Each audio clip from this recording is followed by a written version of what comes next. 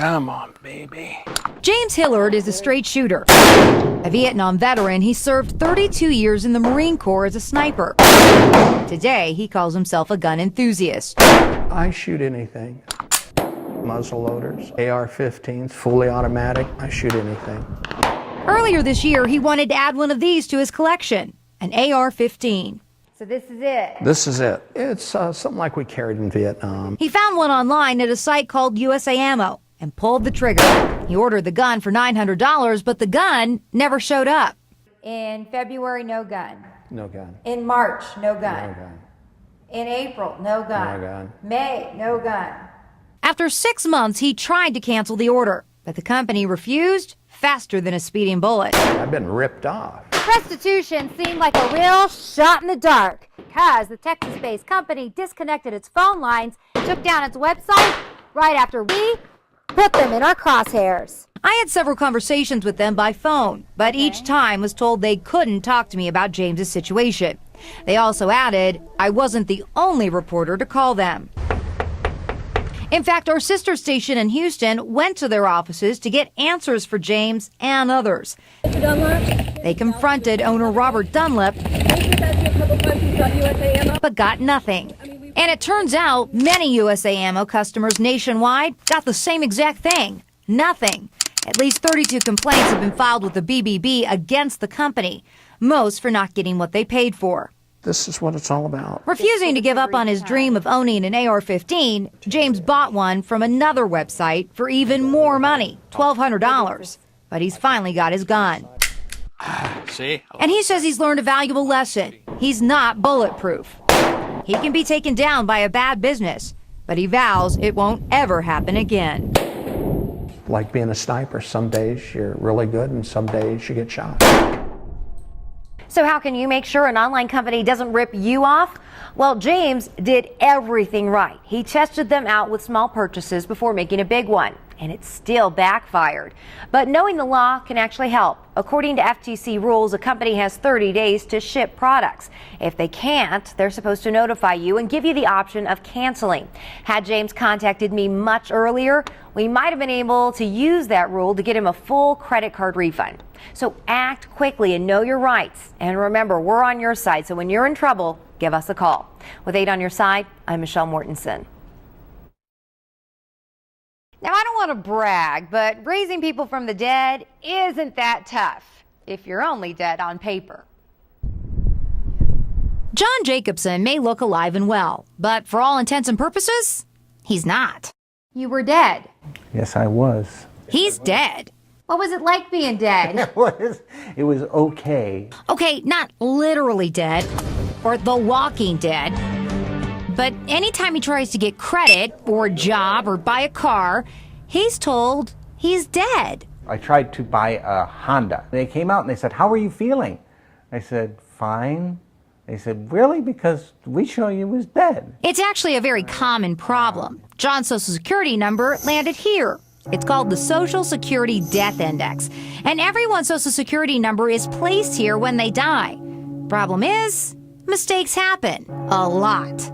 It's estimated anywhere from 14,000 to 28,000 people are mistakenly put on the death index every single year. And it happened to John thanks to this place, Neiman Marcus.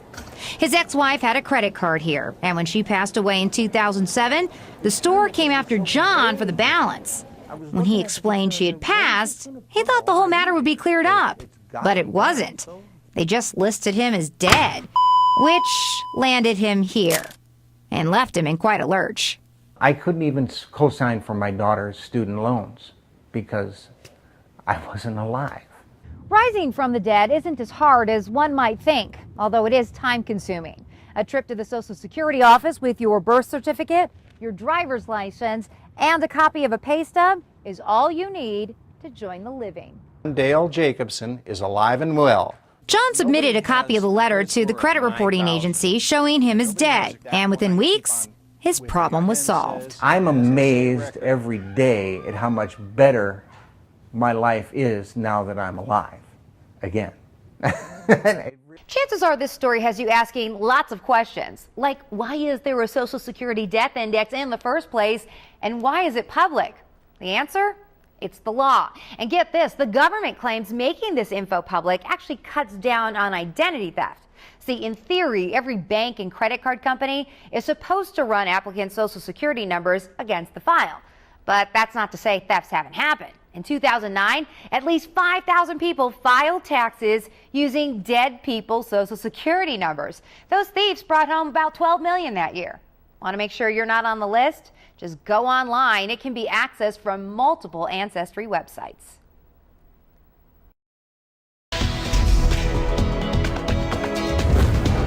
The fastest growing crime in the world is identity theft. It happens to an average of 15 million people every year. That's a big number, but when it happened to a local woman, she didn't get much help from her bank until 8 on Your Side got involved. Michelle Mortensen joins us now with that story. Yeah, if someone steals your identity, investigations are usually launched right away, and you would think the banks would often rule in your favor.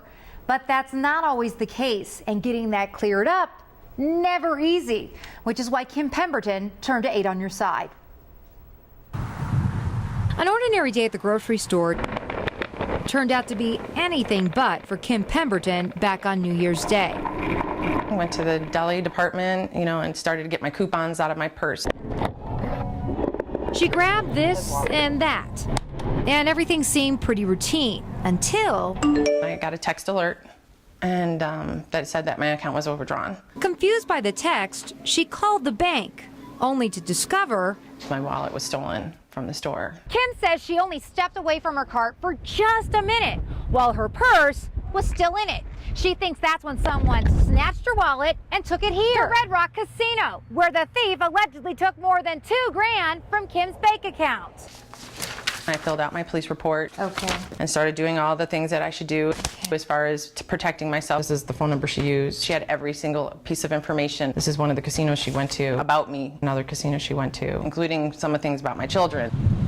Chase opened an investigation as well, and Kim assumed everything would be resolved. But it wasn't. They had said that because we were in the state of Nevada, and this is Las Vegas, how do they know that I didn't lose all my money in the casino and didn't want to tell my husband? They accused her of faking the crime. So in your case, being the victim wasn't enough. No, in fact, being the victim was was the thing that hurt me the most. So she turned to 8 on Your Side. We asked Chase to take a second look at the case, which they did. And after further investigation, they cleared Kim's name and said they had proof she did not authorize the charge. Now Kim's trips to the grocery store are much different. She keeps her purse close and never leaves her cart. She just hopes others learn from her mistake, so no one else goes through what she did. Now, we did ask Red Rock Casino for the surveillance footage of the person using Kim's credit card, but they said they no longer had it available. We also asked Chase what evidence they found that actually changed their decision. They told us they looked at the signature made by the scammer and realized it didn't match Kim's. 8 News Now at 6. Death and taxes. The saying goes they're really the only things you can count on in life. But when one woman got a tax bill from a state she didn't even live in, she turned to 8 on Your Side for help. Michelle Mortensen joins us now with that story. Michelle. Getting a letter in the mail from the tax board or the IRS is never fun. And when they accuse you of actually owing them money, that's really a worst case scenario. Fighting the tax man is never easy. But in this case, 8 on Your Side won a David and Goliath-sized battle. This is nuts. When Carol Morrison got this letter in the mail, she instantly thought it was a scam.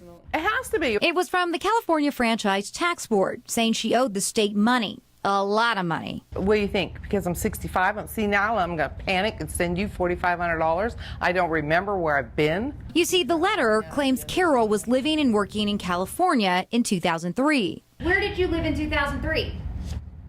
Nevada. And she's got the tax forms to prove it. Only problem was, And I said, you're not listening to me. I was never in your state in 2003. no one at the tax board would listen to her. But the straw that broke the camel's back What really blew my cork. happened a few weeks ago when she checked her Bank of America account online. And I am overdrawn. California started garnishing her wages for taxes she didn't know. Now I'm really mad. You mess with my money. She turned to 8 on Your Side for help. We reached out to the California Franchise Tax Board and within hours got this mystery solved. Well, yeah, we do see that you were not here in 2003. Oh, really? They said she'd have her cash back in 6 to 8 weeks, which Carol didn't like. So I said, no. As fast as you took it out, you're putting it back in. And they did. When did you get the money back in your account? That night. That night. If it wouldn't have been for you guys, I think I'd still be fighting with them. Now you may be wondering how something like this could actually happen. Well, there are laws on the books in California that say they can estimate what they think you could have made if they think you live there. And if you're wondering how the state of California actually accessed her Nevada bank account, well, that was all through a court order. And by law, the bank had to hand over that cash. So could something like this happen to you? Absolutely. And if it does, you know who to call. Dave, Paula? Holy cow, that's kind of scary. We sure do know who to Yikes. call. Thanks, Michelle. Oh, it's really hard. When Luis Benitez talks about his little puppy Reboot, he can't hold back the tears. Because his little puppy was taken too soon. We only had him for 4 months, so it was pretty hard.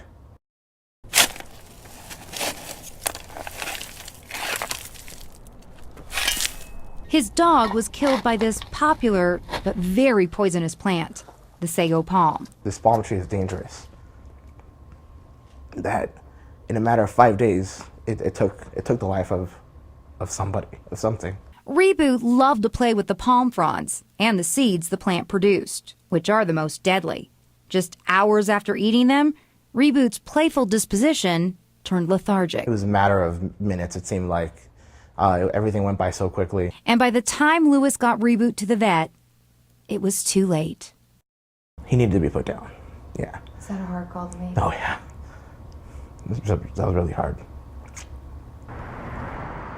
The toxin just destroys the liver, and the animal has gotten to a point of no return. Veterinarian Nicholas Vitale says ingestion of any part of this palm is fatal 50% of the time, which is why I would recommend that they don't have them in the house. Advice Luis has taken to heart. He's removed all of them from his property to keep his other dogs safe. Okay. And he hopes his story saves another little dog, because he knows that a pet is much more than an animal. For many, they're family. With 8 on Your Side, I'm Michelle Mortensen. Put this on about 400. Let the heat come out. An oven. That's how Deidre Hodges heated her home for weeks. And when that didn't work, she turned to boiling water on the stove. It's old school. Dangerous? Yes. Yeah, that might not be a good idea. But she felt it was her only option. It kind of just took the chill off. Her heater went out in December. And when she asked her landlord to fix it, and she just simply said it wasn't going to happen. Maybe I need a new address. Did she give you any reason as to why it wasn't going to happen? She said there was no money. But according to Nevada law, that's no excuse. Landlords must provide adequate heating and keep heaters maintained in good working order. And once a broken heater is reported, landlords have 48 hours to fix it. But by the time Deidre gave us a call, it had already been 6 weeks, so we went straight to management. Within, I'd say 3 days after I contacted Channel 8, I had working operational central heat. management wouldn't go on camera, but said the delay was due to them needing a crane to install the new heater. Deidre doesn't care about the excuses. All that matters to her is that her problem is now solved. Now that I have heat, music to my ears. Now, I've got a tip for every renter. Make sure you know the laws in Nevada regulating landlords and tenants. Also, go over your lease carefully to see what you and your landlord are responsible for. And remember, if you have a problem like Deidre did, you can always call the 8 on Your Side hotline. That number, 650-1907. Nice work, Michelle.